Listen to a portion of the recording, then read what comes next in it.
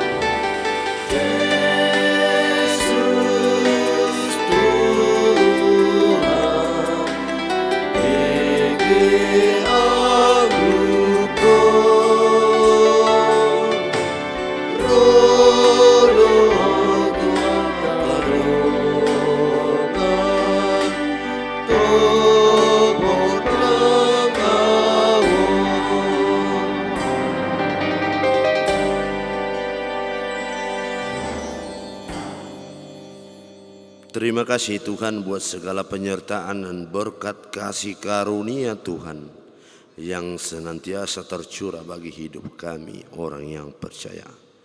Kami boleh bersukacita pada pagi hari yang indah ini Tuhan, melalui malam yang gelap hingga pada hari yang indah, hari yang terang ini Tuhan.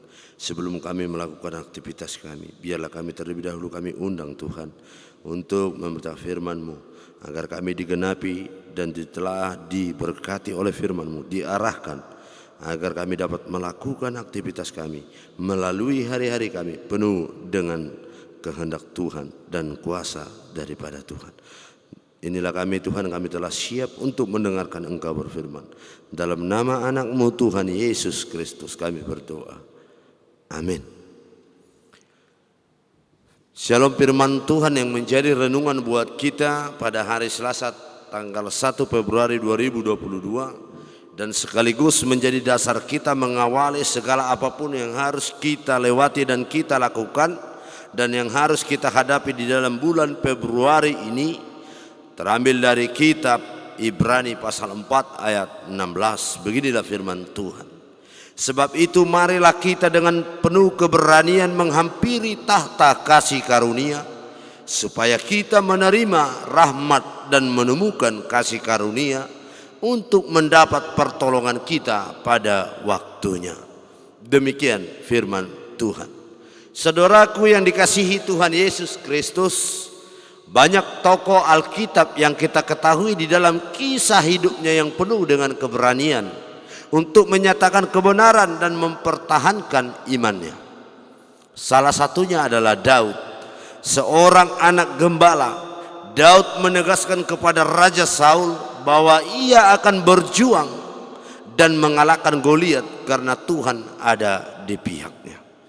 Hal ini menunjukkan bahwa Daud memiliki iman kepada Tuhan dan percaya bahwa dia akan menyelamatkan umatnya. Kemudian di tengah-tengah pertempuran, Daud menegaskan bahwa Tuhanlah yang akan membunuh Goliat, bukan Daud. Dasar yang paling utama menimbulkan keberanian Daud adalah dia yakin bahwa Tuhan akan senantiasa bersama dengannya, dan Tuhanlah yang campur tangan dalam segala tindakan yang mau dilakukannya. Saudaraku yang terkasih, nasihat yang diungkapkan oleh Rasul Paulus merupakan dorongan kepada sebagai orang-orang Kristiani agar senantiasa hidup di dalam keberanian dan masuk dalam ruang tahta kasih karunia. Dan yang menjadi dasar kita agar kita dapat hidup dalam keberanian dan untuk menghampiri tahta kasih karunia adalah poin yang pertama, yaitu firman Allah itu yang kuat. Ketika Allah menyampaikan firman melalui rohnya, maka firman itu menginsafkan orang dengan penuh kuasa, mempertobatkan dengan penuh kuasa, dan menghibur dengan penuh kuasa. Firman itu begitu kuat sehingga sanggup meruntuhkan benteng-benteng. 2 Korintus 10 ayat 4 sampai dengan ayat yang kelima. Membangkitkan orang mati, buat orang tuli mendengar, orang buta dapat melihat, orang bisu dapat berbicara, dan orang lumpuh dapat berjalan. Firman itu berkuasa untuk memukul jatuh kerajaan iblis dan mendirikan kerajaan Kristus di atas reruntuhannya. Poin yang kedua adalah firman Allah lebih tajam daripada pedang bermata dua manapun. Firman memotong dari kedua sisi. Firman itu ialah pedang roh, Efesus 6 ayat 17. Firman itu ialah pedang bermata dua yang keluar dari mulut Kristus, Wahyu 1 ayat 16. Firman tersebut lebih tajam daripada pedang bermata dua yang manapun, karena ia akan masuk ke tempat yang tidak dapat dimasuki oleh pedang lain apapun, dan dapat mengiris dengan lebih jitu. Ia menusuk amat dalam sampai memisahkan jiwa dan roh, yaitu jiwa dan tabiat yang merajalela. Ia membuat jiwa yang sudah lama dikuasai roh kesombongan menjadi rendah hati. Kebiasaan-kebiasaan dosa yang sudah menjadi hal biasa bagi jiwa dan telah jauh berakar di dalamnya, serta dapat dikatakan menyatu dengan jiwa, dipisahkan dan dipotong oleh pedang ini. Pedang ini memisahkan ketidaktahuan dari pengertian dan pemberontakan dari kehendak. Pedang ini juga memisahkan permusuhan dari pikiran yang semasa masih bersifat daging. Pikiran itu sendiri bermusuhan dengan Allah. Pedang ini memisahkan antara sendi-sendi dan sumsum, yakni bagian-bagian tubuh yang paling tersembunyi, tertutup, dan yang paling intim. Pedang ini sanggup memotong nafsu yang paling terdaging sekaligus nafsu pikiran, dan membuat manusia rela menjalani operasi yang paling tajam untuk mematikan dosa. Poin yang berikutnya, firman itu sanggup membedakan pertimbangan dan pikiran hati kita, bahkan pikiran dan rancangan yang rahasia ataupun yang tersembunyi. Firman ini akan menyingkapkan kepada manusia berbagai pikiran dan maksud mereka, kekejian di dalam berbagai pikiran dan maksud tersebut, dasar-dasar jahat yang menggerakkan pikiran dan maksud, serta niat buruk dan penuh dosa yang mereka tuju. Firman itu akan menguak batin orang berdosa dan membiarkan dia melihat semua yang terdapat di dalam hatinya. Nah, firman ini tentulah akan sangat menolong kita untuk menjadi beriman dan menjadi orang yang taat. Saudaraku yang terkasih, kita diarahkan firman Tuhan bagaimana kita harus mampu melalui hari-hari kita, aktivitas kita secara rutinitas pada hari Selasa ini dan bulan Februari ini, yaitu melalui yang pertama, marilah kita teguh berpegang pada pengakuan iman kita di dalam Dia. Ibrani 4 ayat 14. Janganlah kita menyangkal Dia, janganlah malu akan Dia di hadapan manusia. Marilah kita teguh berpegang pada ajaran kekristenan yang mencerahkan di benak kita, pada pedoman kekristenan yang menghidupkan di hati kita, pada pengakuan Kristen yang secara terbuka di bibir kita, serta tunduk dalam tindakan dan dalam segala hal terhadap ajaran Kristen di hidup kita. Yang kedua, oleh karena keutamaan imam besar kita, maka kita harus terdorong untuk menghampiri tahta kasih karunia dengan penuh keberanian. Ibrani 4 ayat 16. Yang ketiga, maksud dan kepentingan kita harus berada di tahta kasih karunia, agar supaya kita menerima rahmat dan menemukan kasih karunia untuk mendapat pertolongan kita pada waktunya. Rahmat dan kasih karunia adalah hal-hal yang kita butuhkan. Rahmat untuk mengampuni segala dosa kita, dan kasih karunia untuk memurnikan jiwa kita. Yang keempat, kita memang tergantung setiap hari kepada Allah untuk memenuhi kebutuhan saat ini. Ada kalanya kita akan sangat membutuhkan rahmat dan kasih karunia Allah. Kita harus memanjatkan doa di masa-masa seperti itu, yaitu di masa pencobaan, entah karena kesukaran ataupun kemakmuran, dan khususnya ketika kita sedang menjelang ajal. Setiap hari kita harus memanjatkan permohonan supaya rahmat diturunkan pada hari terakhir kita. Tuhan berkenan mengaruniakan rahmatnya pada hari itu. 2 Timotius 1 ayat 18. Yang keempat atau yang terakhir, meminta rahmat. Kita harus dapat meminta rahmat. Kita harus datang dengan rasa bebas dan berani yang penuh dengan kerendahan hati, dengan kebebasan di dalam roh dan kebebasan di dalam berbicara. Kita harus meminta dengan iman tanpa ragu-ragu. Kita harus datang dengan roh yang menjadikan kita anak Allah, sebagai anak-anak daripada Allah dan Bapa yang telah memperdamaikan dengan kita. Kita harus sungguh-sungguh datang dengan sikap hormat dan dengan rasa takut yang kudus, tetapi bukan dengan rasa ngeri dan takjub.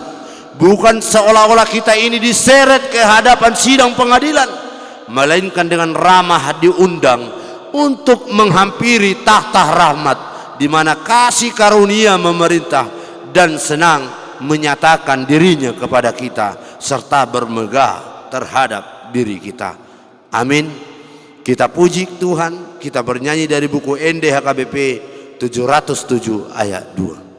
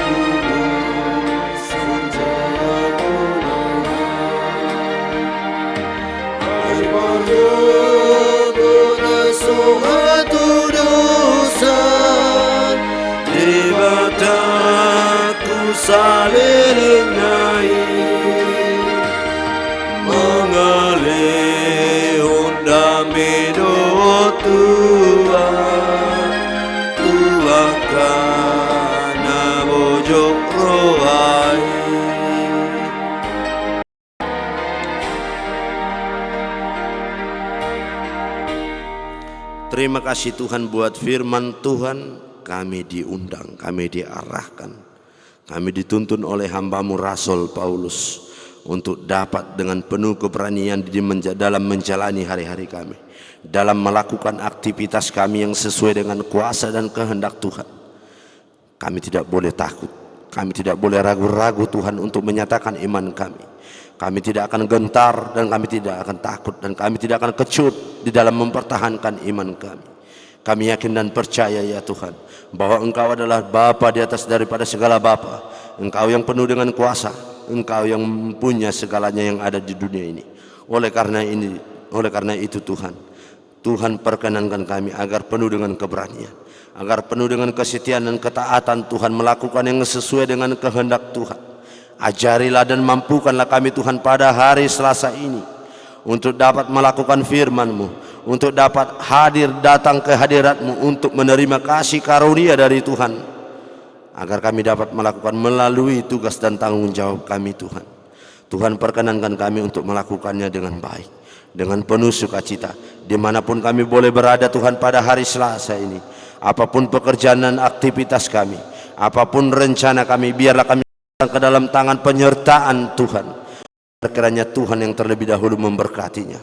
Biarlah terlebih dahulu kuasa Tuhan, Roh Kudus-Mu Tuhan yang berkuasa atas diri dan atas segala apa yang kami rencanakan. Berkatilah kami Tuhan, berkati jemaat-Mu Tuhan. Apabila ada jemaat-Mu yang sedang sakit, sembuhkanlah dia Tuhan. Ulurkan tangan kuasa Roh Kudus-Mu untuk memberkati segala obat, segala makanan dan minuman menjadi kesehatan dan kekuatan bagi tubuhnya. Berkati juga jemaat-Mu yang sedang berduka, yang sedang melanda di dalam penderitaan, dalam banyaknya pemikiran Tuhan. banyaknya pergumulan di dalam kehidupannya, biarlah kiranya Tuhan menjadi jalan keluar. Biarlah kiranya Tuhan meringankan melalui kuasa Roh Kudus-Mu Tuhan. Ajari dan mampukan kami untuk dapat hidup dalam bijaksana di dalam melalui hari-hari kami, terlebih pada bulan Februari ini Tuhan, yang akan kami lalui Tuhan. Biarlah Tuhan yang berkehendak, biarlah Tuhan yang berkenan untuk mengajak kami, untuk mengiring kami dalam perjalanan kami, untuk mengarahkan kami Tuhan dapat melakukan yang terbaik dan menjadi kesukaan di hadapan Tuhan. Inilah hidup kami Tuhan, berkatilah kami. Dalam nama anak-Mu Tuhan Yesus Kristus kami berdoa dan mengucap syukur. Amin. Anugerah dari Tuhan Yesus Kristus, kasih setia dari Allah Bapa dan persekutuan Roh Kudus kiranya menyertai kita semuanya. Amin. Shalom. Selamat pagi. Tuhan Yesus memberkati.